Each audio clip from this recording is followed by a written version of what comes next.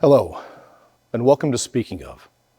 It's a podcast we do here at the University of St. Francis, where most of the time we talk about teaching, pedagogy, research.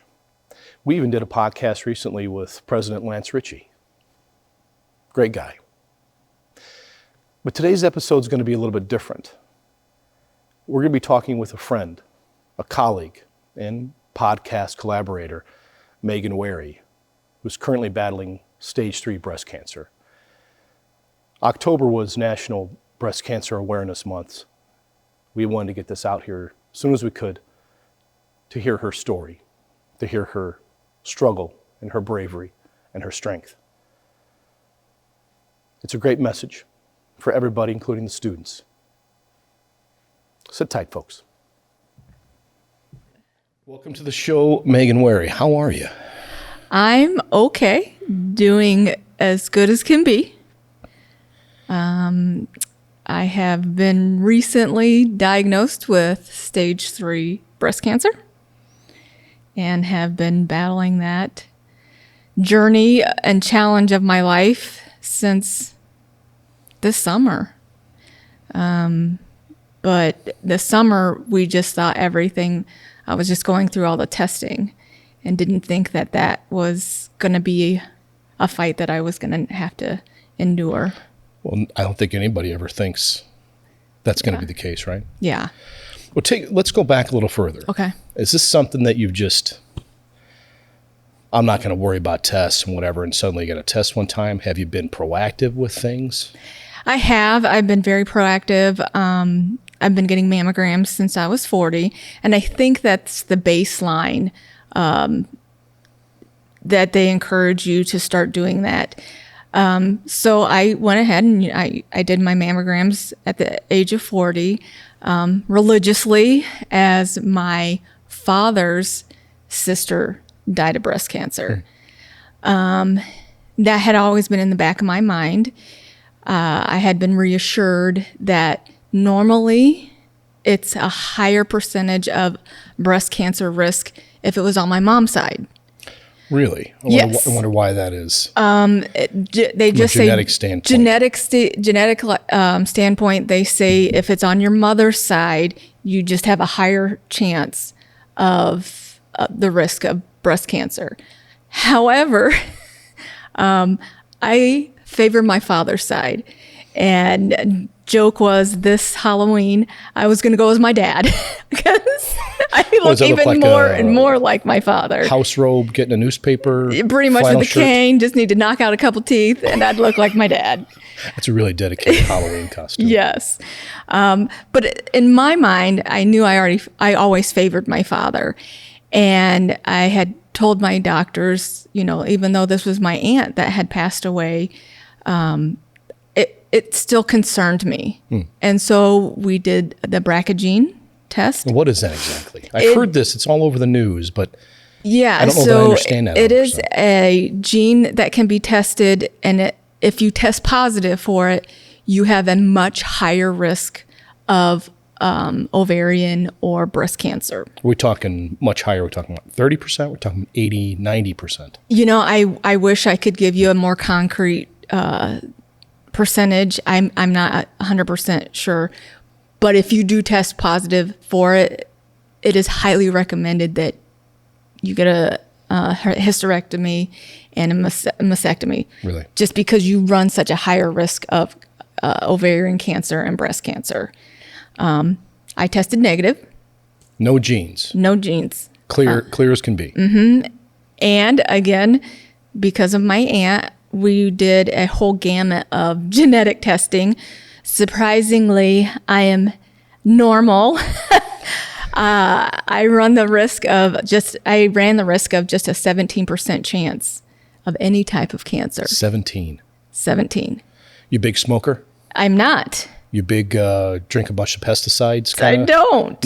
Nothing? Hang around shipyards? I don't know what else there For there sure. is. So none of that. None of that. And so, I had this false sense of security, false sense of safety. But I would still go and get my mammograms regularly. And sure enough, this summer it came back and there was something on it. There had been something on it prior. It had just never been detected. Was it small? Was it something that you could feel, or was it something that was just like a pencil eraser kind of size, or what are we talking about on mass? I felt something probably around January, February of this 2024. And I just put it back in the back of my head as I don't fit the mold. Right. I'm not in the data point set of everybody else my age. The testing that I've done, I was like, it's probably nothing. And I get my mammograms every summer. And I had one, just that last summer. I was like, not a big deal. I already have another one scheduled for the summer. So I'll just wait when that happens. And sure enough, in my regular summertime, June 2024, I went and got my mammogram, and something came up. They saw what I had felt. Mm-hmm. And then they ordered an ultrasound. And after the ultrasound, they then again said, we need to do a biopsy. And so had to go back in, got a biopsy with an ultrasound. And from that, again, everyone is telling me, my sister, oddly enough, had a biopsy like a month before me. And hers came back benign, nothing. And my OB doctor was like, this is probably nothing. Well, based on what you were talking about too, you're not genetically predisposed, not a smoker, yes. Not all these things. You're not above 60 years old. Right. Some of the other, you don't fit the criteria. No. So again, I had this idea that, okay, this is going to be nothing. And the biopsy came back, and I was actually here at work, and I saw my phone, the doctor call, mm-hmm. and I flipped my phone over, and I didn't want to answer it. Because you knew? I knew. I'm thinking, if they're calling and not allowing me to see it on my electronic medical information.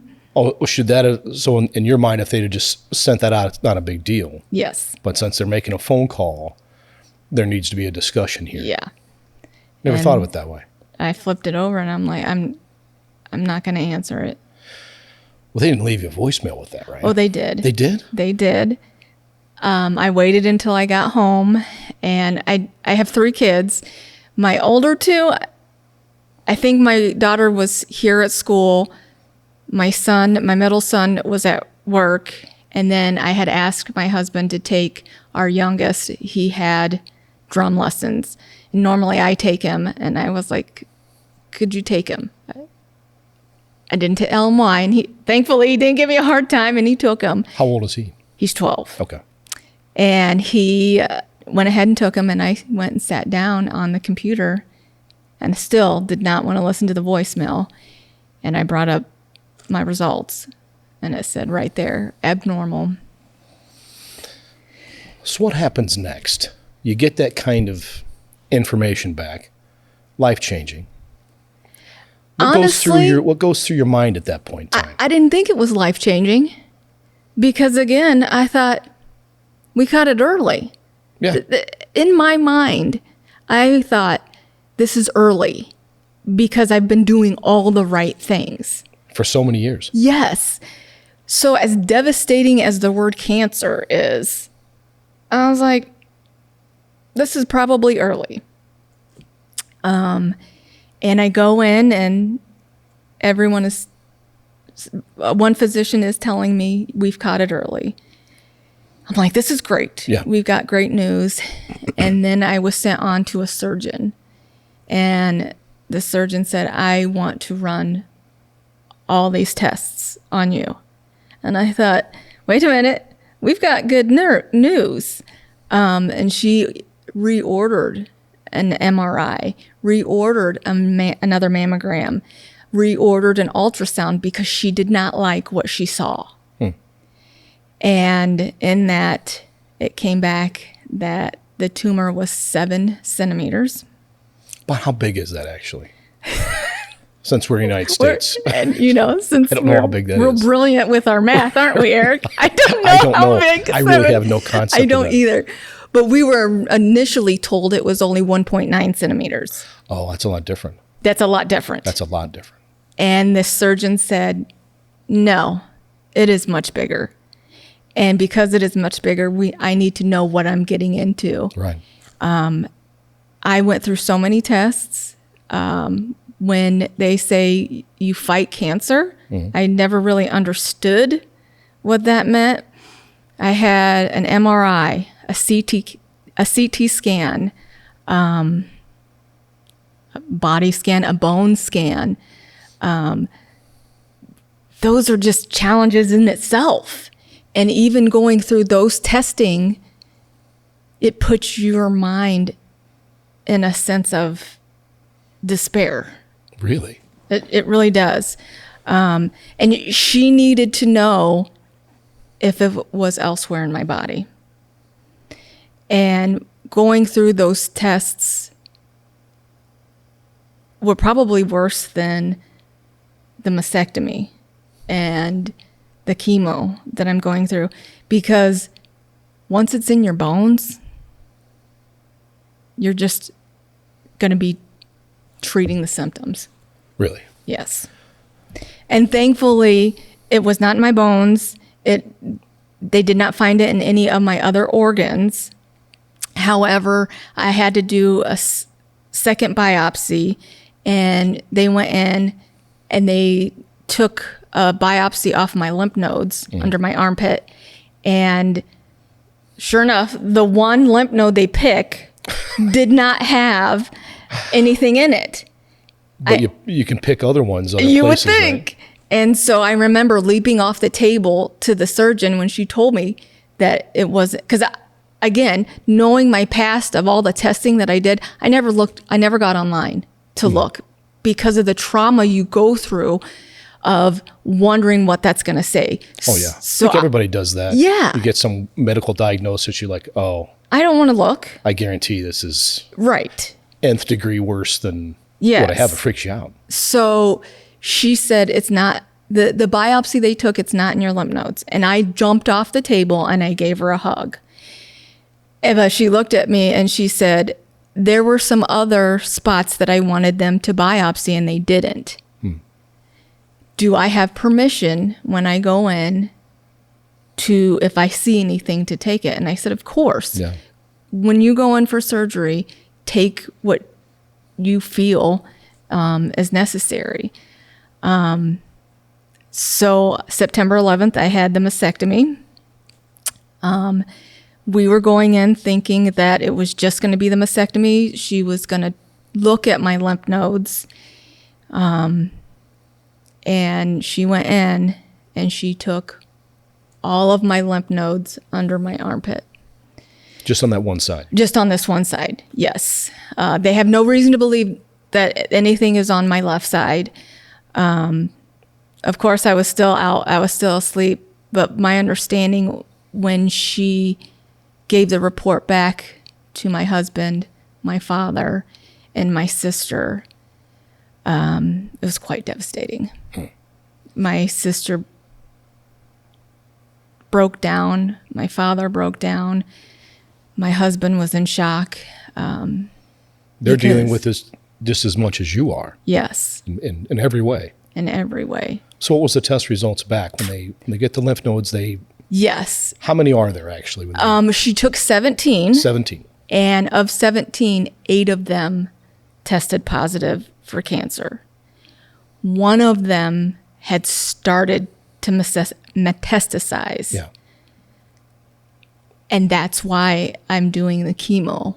And the chemo that I am doing, that I have already started, I started October 7th with chemo. That's not too long ago. And lose all the hair, did you? I did. So the first round of chemo I went through, everything was like my hair, all that was normal. Nothing seemed to really change. My activity level seemed fine as well. It was the second round. I noticed I was a little bit more fatigued, a little more tired, and my hair was just coming out. Did you do the proactive shave it all down? Or are you just doing the natural let it go kind of? Well, That's what I'm doing. I'm doing the natural. the natural. It looks good. Genetically let this thing go myself. Yes. But did you do that? A lot of people do that. They shave it early and just be done. My son had 2 school events last week. And I really wanted to get through them with my hair so that I didn't embarrass him. And so I managed to do the Wednesday one just fine. And then his other school function was on a Friday, and it was coming out. So I wore a hat, and I got through that. And then that Saturday, I had a girlfriend come over, and we sat in the garage. The kids were involved, and they cut and shaved. At first, my kids were like, yeah, we want to be a part of it. But, Mom, I'm not shaving my head, right? I was like, no. You know, a lot of people do that. They do that support mechanism where the kids weren't into that. I said, no, you don't have to do that. Especially my daughter. I was like, honey, you don't have to. Children. Terrible. Yes. Well, how does it feel to have not a lot of hair? You had I hair had that really pretty long hair, and it's super dark. When I'm at home, I don't wear this at home. Right. Apparently, I scared the neighbor kids Tuesday. I don't think that's the case. I walked out to get the mail, and I didn't. I'm not thinking. I don't have anything on my head, and the neighbor was out, and his grandkids were out, and I was like, "Hey, Ray!" And his granddaughter turned and looked at me, and then kind of screamed, and then ran back behind the house, and I was like, "Oh, I think I scared the grandkids next door," not thinking. Yeah. But I'm not really a fan of wigs, at least right now. They just seem unnatural and kind of weird. I think that's the case. Sometimes you get a really good one. Yeah. If you see somebody like some movie star or whatever wearing a wig or something like Nicolas Cage. Yeah. I've always thought if I'm going to have to start wearing a toupee. I don't think my wife would allow me to do that. No. So they find these lymph nodes, right? Yeah. Yeah. What does that mean? Okay, when you start saying, okay, it's contained in one area, right? Mm-hmm. That's one form. That's going on a lymph node. What is that? What does that actually mean, though? Yeah. So when it gets in your lymph nodes, it is very much not good because your lymph nodes help filter everything into your body. And the reason why I'm doing chemo, even though all my tests came back and said it's not, we can't see anything in your organs and things like that, because one of that larger lymph node had started to metastasize. Little cells could have broke off and started to filter through my body that they can't see because it's so tiny. The cancer cells could be so tiny. Right. Well, they're just like cells like anything else. Yes. And they can't necessarily differentiate between the normal looking cells and the cancer cells because they're so small. Right. And that's the reason behind chemo. And they're going to kill everything. So the chemo that I am on, I don't know the drug name, but it is often referred to as the red devil. The red devil? The red devil. Is it actually red? Yes. Really? It is bright red. Why do they call it the red devil?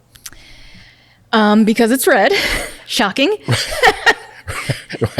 Yeah, I got that part. It is the hardest chemo that anyone can take. So they're not taking any chances here. They are not. They're not easing into this therapy. No, not at all. Let's give it a shot, see what happens. Yes. And so last chemo, my brother actually came down from Chicago and sat with me. And he came in and he was kind of surprised that in the wing of where all this was happening, there weren't more people wearing masks. He was like, I wore a mask for 2 weeks, Megan, to make sure I didn't get sick. And I didn't want to compromise my other people that would be here. And I said, yeah, I don't know. Nobody wears masks back here. It's fine. And I said, but they do suit up and they do wear a mask when they come and they start administering chemo to me. I was like, isn't that great, George? They're taking precautions for me. Yeah. And my brother's a pharmacist. He sat up a little straighter and he goes, oh, no, Megan. They're not masking up. They're not suiting up to protect you. They're doing it to protect themselves. Because the chemo's that hard. The chemo. And I had no idea. The chemicals are, wow. Yeah. What does that make you think when you hear that? Your brother's not some Joe Schmo nobody. He's got some medical background. Yeah. So when he says that to you, and being your brother, what goes through your mind? The mere fact that my brother came down from Chicago, I understand, I guess, the severity of it. But I also know that I wanted from the beginning, give it to me hard. Like, give it, I will do whatever it takes. I will fight this. Give me the hard stuff. I know it's not going to be easy, but I have to do this for my kids. Right. There isn't a decision on if it gets too hard. Do I just give up? You just keep going. You have to. Yeah. Even when I'm going in for surgery, even when I have a port in me, and how uncomfortable and how much I want to climb up a wall when they stick the needle in and I cry, I still have to do it. You know, it's not any of these elective stuff that you don't have to do. I have to. And I realized what it meant with it's a fight because you don't have a choice. Right. You just don't. It's not a fight or flight. It's you do it. Just fight. So you did the surgery. You've done one round of chemo. I've actually done two. You've done two. Same drug? Yes, the Red Devil. And then I didn't know this. I'm doing the Red Devil, and then right after the Red Devil is another. They do this one in a drip form. It's another chemo. That one's tamoxifen. So I'm getting double doses of chemo. So like the very, very hard Red Devil, and then more of a normal chemo. Is this one called Rainbows and Sunshine? I wish. I know. That doesn't have a clever name? It doesn't. That's too bad. That one, they don't have to suit up for.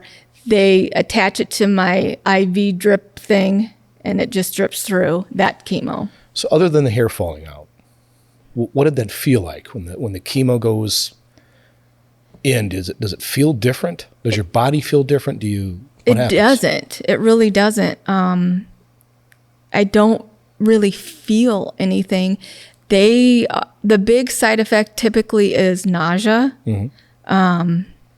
And knock on wood, I haven't had that. That's not bad. Yeah, I haven't had it. I have anti-nausea medicine lined up in my bedroom in case I need it.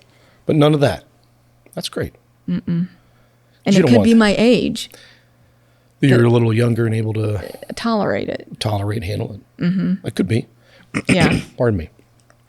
Yeah. You're going to go through another round of chemo on Monday. Next week. That's why we did this on Friday.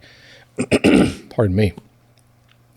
That we didn't want to wait till next week because you didn't know. Yeah. That this might get a little tougher, a little harder, wipe you out. Don't you think? Are you pooped out when you get the chemo? It tires you out quicker or anything like that? It does. I feel like I did ask the oncologist. I said, when am I going to hit a wall? Yeah. Because everyone in my family is kind of surprised that I'm just not laid up. Yeah. And she said, typically, if you hit a wall, it's going to be the longer you're taking the chemo.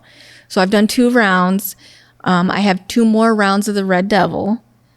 And then after that, I have 6 rounds of the regular chemo.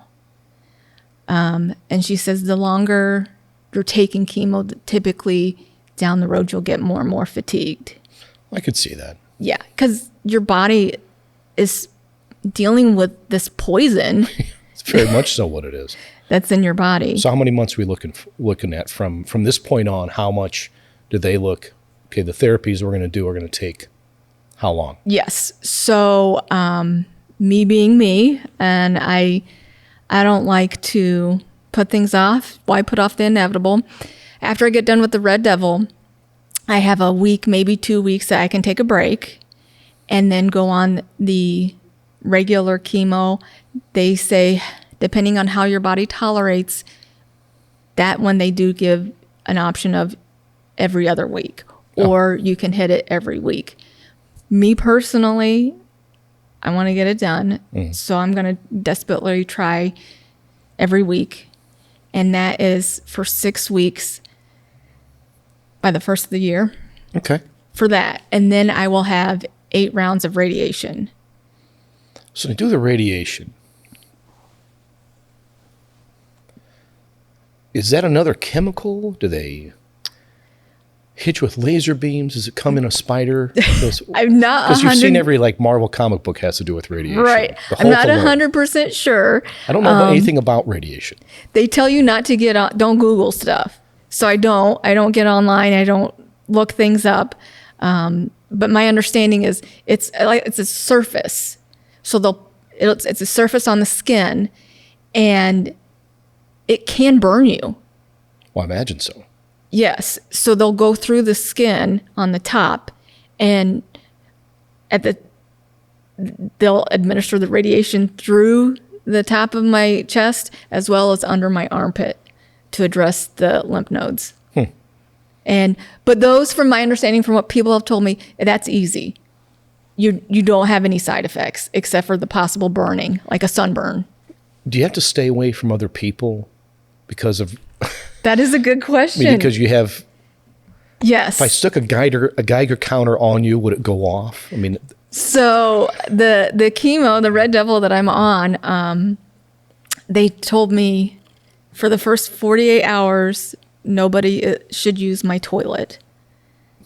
And I was like, okay. Toilet? What's? Because I'm passing the chemo. You could sleep in the same bed with each other or be in the same. We can. We can sleep. My husband and I can sleep together in the same bed.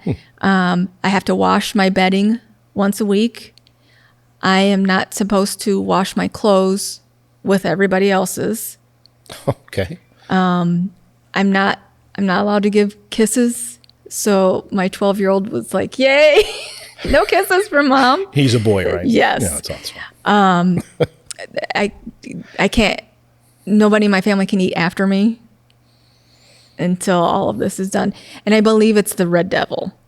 Well, that's that part of it. That one. Okay. Yeah. But other than that, once that is done, I can go back to more normal things. So they consider this still getting in early. One physician does, as opposed to another physician. Okay. It is not early. It is late stage 3 breast cancer. It sounds like you're up for the fight, though. I am. And I'm taking classes here. I'm almost done with my master's, and I refuse to slow me down. I'm Masters in what? a master's in leadership. And that was another reason why I kind of wanted to do this with you, is to share my story, to be vulnerable to other people. A lot of people do know me. I don't like to talk about myself. That's just not who I am. But I have found through these leadership classes that telling your story, being vulnerable, is a huge part of being an effective, good leader. Absolutely, it is. So I definitely wanted to give that out there to others, to the students, to the adults, the faculty, to understand, even in the face of challenges, we can get through it. Even when I don't know what the end is. Right. At all. I remember my dad called me. whenever my dad calls and says, "You have a minute?" I'm like, oh man, what is this going to be? And it's never good. Mm-hmm. And he told me he had prostate cancer. Oh. And I think 20 or 30 years ago, that was one really bad thing to say, to hear from a man. And nowadays, not so bad. They have so many different techniques, and he, he went in and he did some sort of radiation seeding, and, he's 88 now, and he's been through heart attacks, whatever, and seeing him and talking with him, it's just amazing. It's like when he had a heart attack, he was at his business and he got up and drove himself to the emergency room and stopped at every stoplight. And he's a guy who doesn't break the speed limit. Yeah. Did you speed? No. No. Were you in no particular hurry? And he goes, no. And he's always acted as if, well, there's only so much I can do with that. It freaked me out because I was around him after that, and he goes, hey, you want to go Lowe's with me? No, I want to sit here and just kind of be. Yeah. It affected me as a family member. I can only imagine what your family is going through as well, and how hard that must be for them. I appreciate your strength and your courage to come on this show. For sure. That was probably the hardest telling my kids, especially my 12-year-old, as nobody prepares you to be able to say something like this to your kids. No, there's not a class for that. No. There's no leadership class you can take with that. There's not. Aaron Wilkinson will probably teach that, though. I think. But yeah, I also wanted to let the students know, if they see me, I will probably more than likely have this on. But this is what I look like with no hair, and I'll be on campus. I think I had that same haircut like about 2 years ago. Yes, this is the George Paul haircut. My dad. George Paul. That's my dad's name. Oh, yeah. Does he have that kind of hair? Yeah, he's got this haircut. Does it come back when it starts to grow back? It should. So I'm gonna be bald for a good while. How long? Good while. Probably January, February. You think you're gonna do that manic pixie dream girl cut? I don't know what that is. I'm not 100% sure what that is either. I don't know what that is. It's like it's kind of a haircut, that you get. Oh, like a pit. Yeah, I see what you're saying. Yeah, I don't know. I don't know either. I've always been hair challenged, so this doesn't. You were hair challenged before? Yes. How so? I didn't do anything with it. I would just brush my hair. Well, isn't that kind of...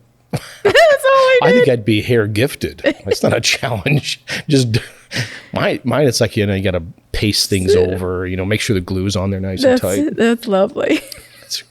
Well, it looks like it's going to come back fairly good, though.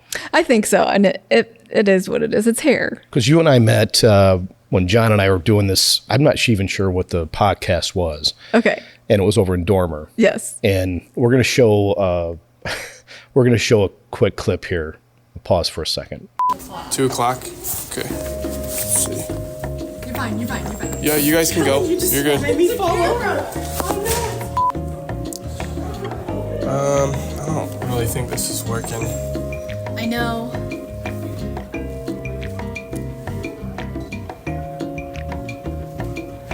Oh, you're fine. Okay, I thought we'll you run were it supposed again. to say, and then I was supposed to tell you. I was. Yep.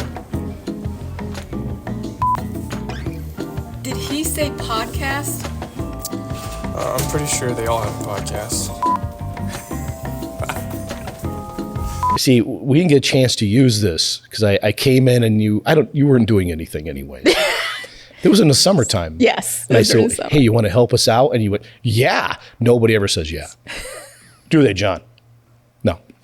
Nobody ever says yeah. So you came up and we got you in there. And so I was telling John before this, I said, we're going to put a couple of these clips in here. Immortalize your hair at the time, your appreciate it. Gift of hair that you have. Yeah. But how fun that was to work with you. And we don't get a lot of collaborators on this show. And so we're really happy to have you on there. But we messed up when we were doing the planning and didn't get to use it quite right. So my apologies. But now you get to see it, folks. This is the kind of talent we have here at the University of St. Francis. Quiet talent. Yes. What else you want to say? You got any other messages for the students? For the students, I would just say when it gets hard, because coming to college isn't necessarily always that easy. And sometimes life can get messy. I just want them to be able to understand they can get through it. Their path might not be a direct path on their goal of achieving a degree, but don't give up.